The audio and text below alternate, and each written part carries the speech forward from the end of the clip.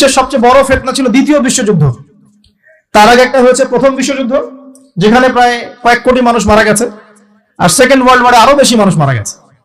তো এখন বিশ্বকে ঠেলে দেওয়া হচ্ছে একটা থার্ড ওয়ার্ল্ড ওয়ারের দিকে, মানে যে কোনো সময় একটা তৃতীয় বিশ্বযুদ্ধের আশঙ্কা করছেন। এখনকার যারা মিলিটারি অ্যাফেয়ার্স নিয়ে পড়াশোনা করেন, ওয়ার্ল্ড অ্যাফেয়ার্স নিয়ে পড়াশোনা করেন, তারা এগুলো বলতে পারবেন ভালো।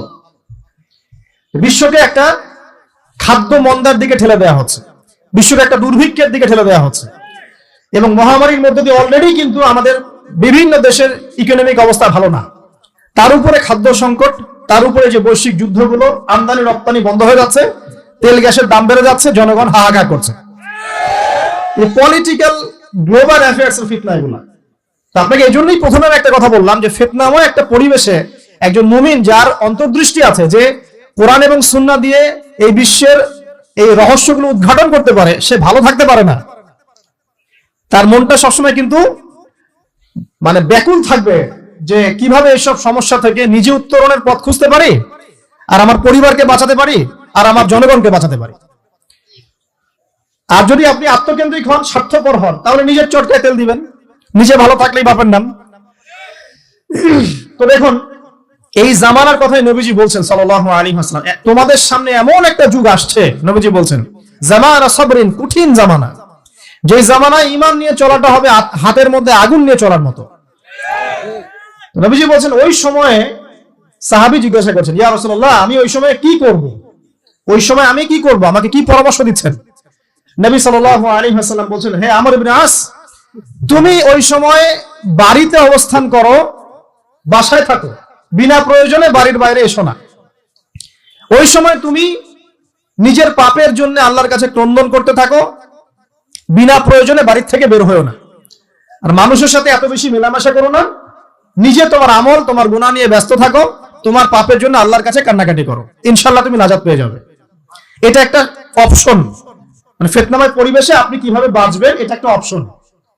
আরেকটা হাদিসে কি নবী সাল্লাল্লাহু আলাইহি ওয়াসাল্লাম বলছেন যে যখন এমন ফিতনাময় পরিবেশ আসবে, তখন যদি তোমরা এই আমর বিল মারুফ নাহি আনিল মুনকার, সৎ কাজের আদেশ, অসৎ কাজের নিষেধ, আমার সুন্নতের উপর অটল থাকতে পারো, তাহলে তোমরা 50 জন শহীদের নেকি পাবে।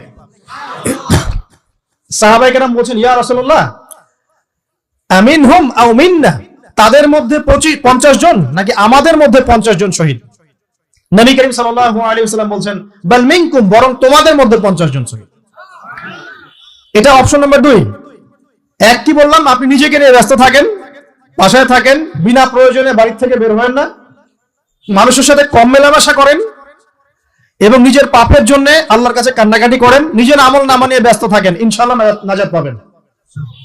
2 নাম্বার, যদি আপনার কাছে আরো বেশি যোগ্যতা থাকে এবং আপনি আরো বেশি সাহসী হন এবং আপনি উম্মার, দেশের জনগণের কল্যাণ কামনা করেন, তাহলে অন্যদেরকেও এই ফিতনাময় পরিবেশে টিকে থাকার ফর্মুলা বলে দেন। এখানে সবর করেন, আমর বিল মারুফ নাহি আনিল মুনকারের কাজ করেন, আল্লাহ পাক আপনাকে ইনশাআল্লাহ 50 জন শহীদ সাহাবীর নেকি দিবেন। আরো অপশন আছে। কি অপশন? ওই যে আসহাবুল কাহফ কি করেছিল, একটা ফিতনাময় পরিবেশ থেকে নিজেরা আস্তে করে সরে গিয়েছে। যখন আপনি পরিবেশকে পরিবর্তন করতে আর পারছেন না, দাওয়াত দিয়েও কোনো কাজ হচ্ছে না, মানুষ কথাও শুনছে না, জুলুম নির্যাতন বাড়তেই আছে, টিকে থাকা মুশকিল, তখন তাদের হিসেবের দায়িত্ব আল্লাহর উপর ছেড়ে দেন, আপনি ওখান থেকে ডিসকানেক্টেড হয়ে যান। এটা একটা অপশন। এই অপশন বেছে নিয়েছিল ইব্রাহিম আলাইহিস সালাম, তার বাবাকে বুঝিয়েছেন, কাজ হয়নি, চলে গেছেন।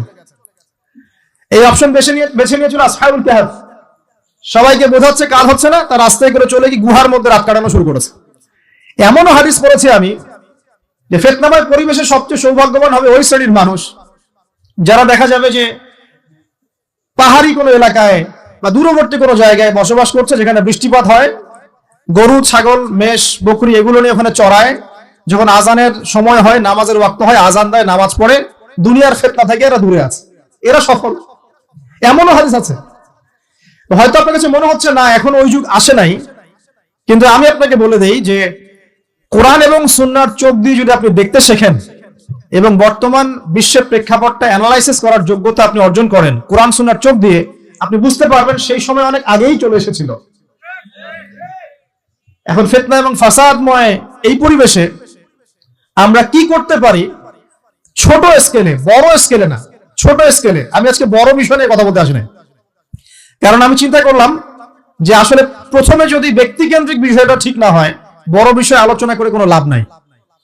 আগে ব্যক্তি যদি ঠিক না হয়, বড় বিষয় আলোচনা করে আসলে কোনো লাভ নাই, আপনারা বুঝবেনও না, মাথার উপর দিয়ে চলে যাবে।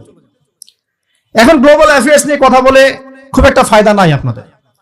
এখন ইকোনমিক পুরো এই সুদভিত্তিক সিস্টেম আপনি চেঞ্জ করতে পারবেন না, এবং পুরো যে তাগুতি ব্যবস্থা আপনি চেঞ্জ করতে পারবেন না। আপনি কি করতে পারবেন? আপনি নিজেকে পরিবর্তন করতে পারবেন, আপনার পরিবারকে পরিবর্তন করতে পারবেন। এতটুকু আপনার পক্ষে এখন পর্যন্ত সহজ, ঠিক না? ঠিক কথা। এটা আপনি এখন করতে পারবেন। তো এটার ফর্মুলা কি? ফর্মুলা ঘাটতে গিয়ে আল্লাহ পাক আমার মাথার মধ্যে একটা হাদিস নিয়ে এসে দিলেন। কারণ আমি বিশ্বাস করি যে আপনারা বলছেন মৌলানা, আল্লামা, আমি আসলে এমন কিছু নই। এই কথাগুলো আসলে আমার সাথে যায় না।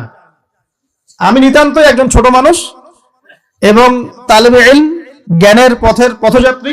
আর আমি তালেবে ইলম হয়ে থাকতে চাই। আমি মুফতি হই, আমি মুহাদ্দিস, মুফাসসির বা এই যে শব্দগুলো আপনারা বলছেন, এমন কিছুই নয়। আসলে কিয়ামতের মাঠে আমি জান্নাতে যেতে পারবো কিনা আমি নিজেই জানি না।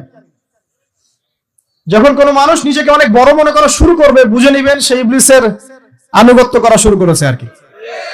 কারণ ইবলিস বলেছিল আমি খলাকতানি মিন নার ওয়া খলাকতাহু মিন তিন, আমাকে সৃষ্টি করেছেন আগুন দিয়ে, আদমকে সৃষ্টি করেছেন মাটি দিয়ে, আমি কেন আদমকে সিজদা করতে যাব?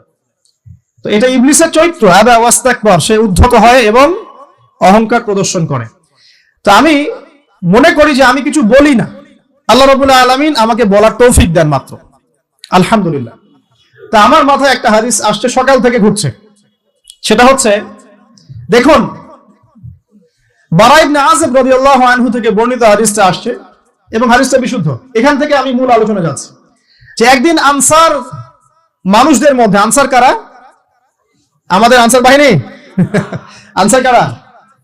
যারা মুহাজির সাহাবীদেরকে আশ্রয় দিয়েছিল মদিনায়, তাদেরকে কি বলা হয়? আনসার। তাহলে শব্দটা সুন্দর না? তাহলে আমাদের বাহিনীর নামটাও সুন্দর, মাশাআল্লাহ। তো আনসার সাহাবীদের মধ্যে একজন ইন্তেকাল করেছেন, ইন্না লিল্লাহি ওয়া ইন্না ইলাইহি রাজিউন। এখন তাকে দাফন করা হচ্ছে, আর নবী সাল্লাল্লাহু আলাইহি ওয়াসাল্লাম কবরের পাশে চুপ করে বসে পড়লেন। তার বসা দেখা দেখি বাকি সাহাবীরাও তাকে ঘিরে গোল করে বসে পড়লেন। তারা বলছেন, আমরা এমন ভাবে এখানে বসেছিলাম যেন আমাদের মাথার উপরে পাখি এসে বসতে পারে, চুপচাপ, কোনো নড়াচড়া নাই। দেখেন রাসূলের সাথে বসার সুন্নত, দেখেন কোরআন এবং হাদিসের মাহফিলে বসার কিন্তু সুন্নত আছে। এখানে বসে দুনিয়াবি এত গল্পগুজব করা যাবে না, এই মোবাইল টোবাইল হাবিজাবি নিয়ে এত ব্যস্ত থাকা যাবে না, দিলের কান দিয়ে শুনতে হবে, ঠিক আছে? আদব আছে, না হলে কথা আপনার উপর তাসির করবে না। তারা এমন ভাবে বসেছিলেন যেন মাথার উপরে পাখি বসতে পারে, সুবহানাল্লাহ।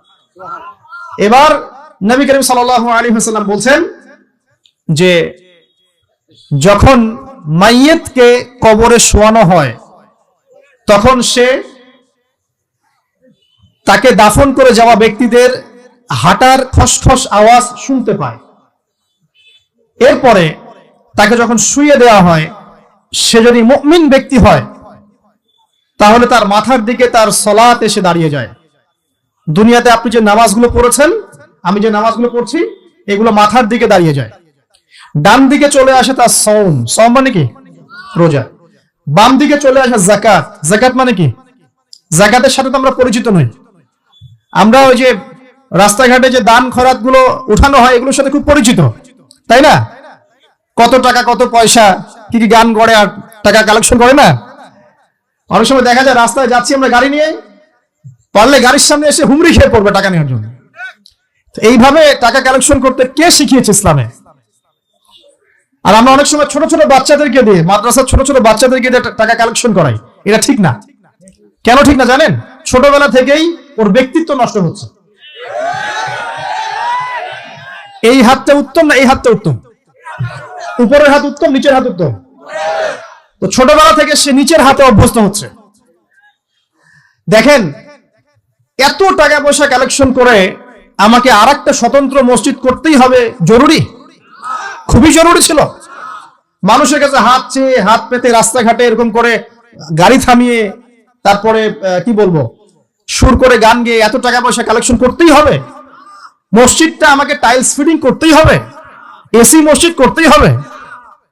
আমরা এমন